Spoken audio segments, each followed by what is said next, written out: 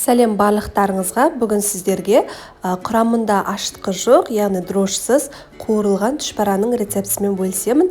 Видеоны соңына дейін тамашалаңыздар. Ең алдымен картоптарымызды майдалап турап пісіріп аламыз. Картопымыз піскенге дейін қамырын дайындаймыз. Ол үшін бізге керегі ұн, сары май, тұз, сүт және де су. Граммдарын описанияда қалдырамын. Ыдысымызға алдымен жылы суымызды, оның үстіне жылы сүтімізді құйып, сары майымызды ерітіп алып құямыз. Және де ең соңында дәміне қарай тұзымызды салып, тұзымыз ергенше жақсылап араластырып аламыз. Ұнымызды аз мөлшерден сала отырып араластырамыз. Ең алдымен силиконды қасықтың көмегімен араластырып алдым. Одан соң қолыммен жұмсақ қылып қамыр илеймін. Достар, каналыма тіркеліп, жаңа видеоны жіберіп алмау үшін қоңырау белгісін басып қоя салыңыздар. Мінекей қамырымыз дайын болды. Осылай болып шығады. Ыдысымызға салып, бетін жауып, 1 сағатқа тындырамыз. Оға дейін біз табамызға майымызды кішкене ғана май құйып, пиязымызды қызартып қуырып аламыз. Мінекей осылай қызарып қуырылды. Содан соң дайын болған картопымыздың суын барлығын төгіп тастаймыз. Оның үстіне біздің майымыз бен пиязымызды үстіне саламыз. Дәміне қарай кішкене ғана тұз салып, осындай пюре жасайтын құралдың көмегімен біздің картоптарымызды езіп аламыз. Мінекей дайын болды. Енді осы орайда біздің қамырымыз дайын болып шығады. 2 бөлікке бөліп алдым. Менің оқтауым кішкене болғандықтан, сіздер оқтауларыңыз үлкен болса, бірден жая берсеңіздер болады. Барынша жұқалау қылып жаямыз, яғни бұның қамыры, сіздер ет асқан кезде еттің қамырын қалай жасайсыздар, қалыңдығы дәл солай болуы керек. Қатты жұқа қылып жайып жібермеңіздер, және де қалың болып қалмау керек. Егер қалың болса, біздің қамырымыз піспей қалады іші. Сол үшін шамалы ғана жұқалау қылып жайғандарыңыз дұрыс. Егер қатты жұқа қылып жайып қойсаңыздар, қуыру барысында ажырап кетуі мүмкін.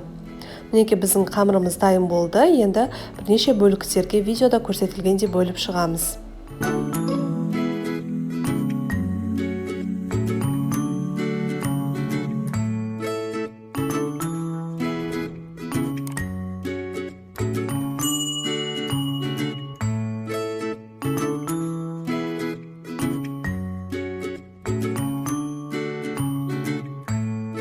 Ішіне дайын болған картоптарымызды саламыз.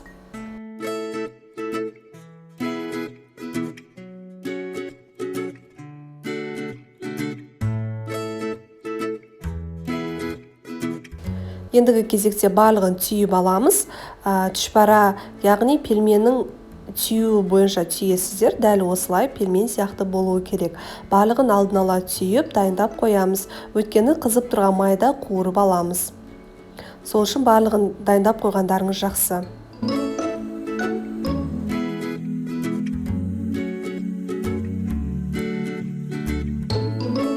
Табамызға майымызды құйып, майымыз қызған уақытта асты барынша қатты отта 2 жағы қызарғанша қуырып аламыз.